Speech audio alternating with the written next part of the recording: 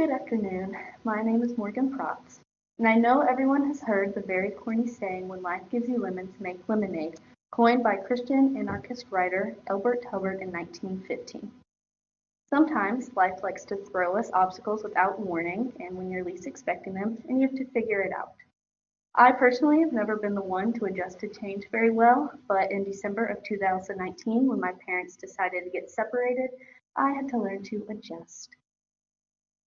And this occurrence wasn't just a precursor to the infamous bad luck year 2020, but it was the result of nature taking its course, and I had to learn to adapt to that. But before I share my story, I would like to tell of an Aesop fable that closely relates. So let's get into it. The Bat and the Weasel is a short story about a bat, and he is faced with two different weasels. The first weasel that he encounters wants to eat bats. So, what does the bat do? He tells the weasel that he is a bird, and his life is spared. The second weasel wants to eat birds, so the bat confesses that he is in fact a bat and is spared once more. The bat was faced with two difficult situations, and he adapted in order to live.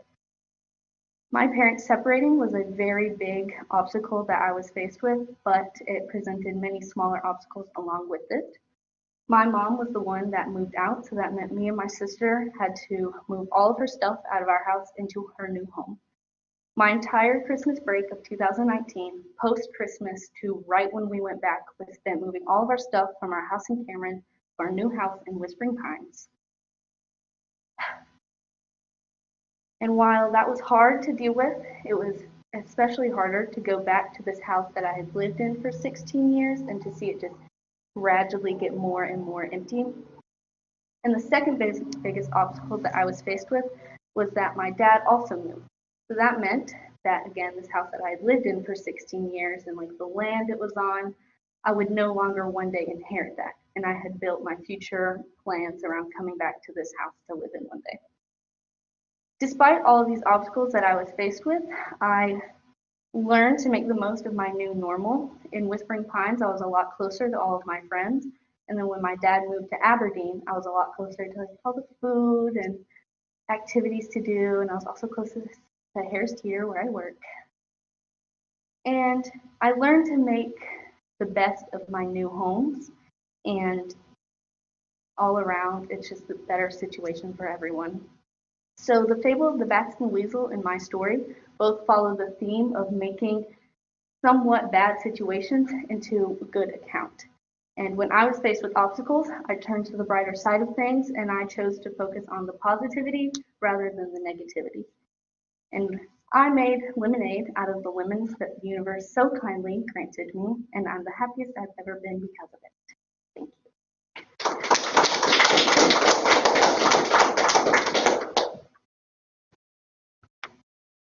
John, do you want to do the rainbow reading? Yeah. Okay.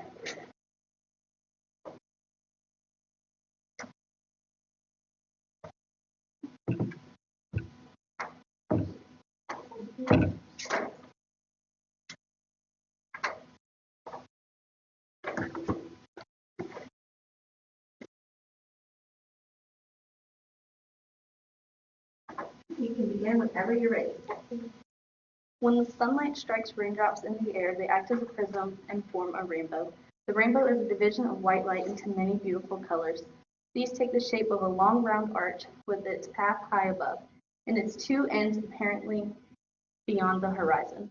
There is, according to legend, a boiling pot of gold at one end. People look, but no one ever finds it. When a man looks for something beyond his reach, his friends say he is looking for the pot of gold at the end of the rainbow.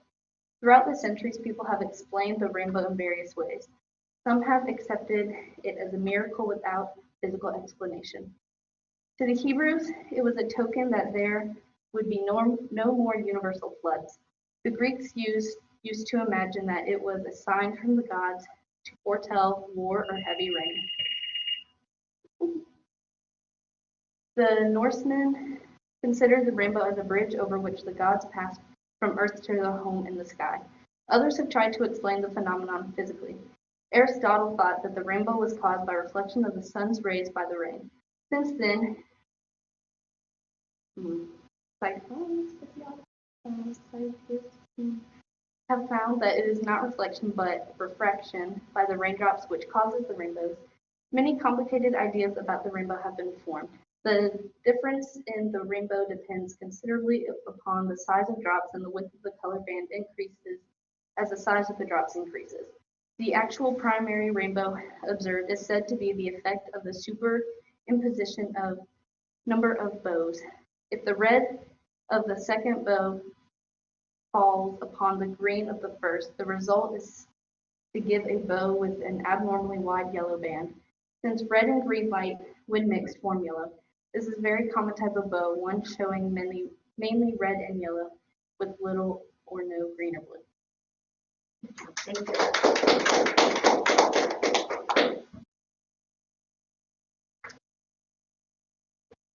All right. Can you turn off the podium for us, spray it? Okay.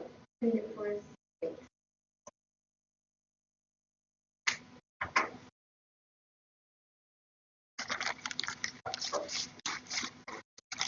Going right through. Ryan, you better not be on that phone while people are actually giving a speech. It's okay during the reading of the rainbow.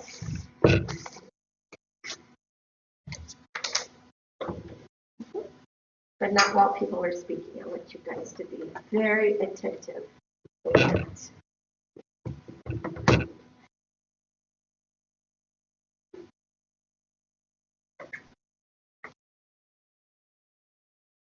Oh, you know what? I screwed up.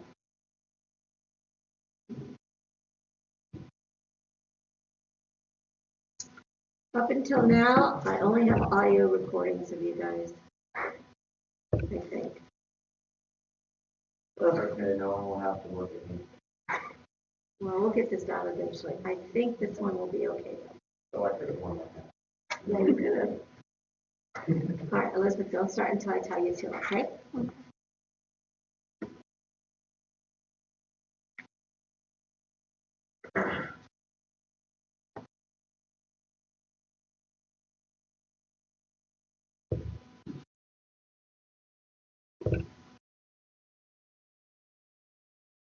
Good afternoon. My name is Elizabeth, and I'm honored to be speaking with you on this lovely day. I found this quote by John Quincy Adams on Country Livings a couple weeks ago.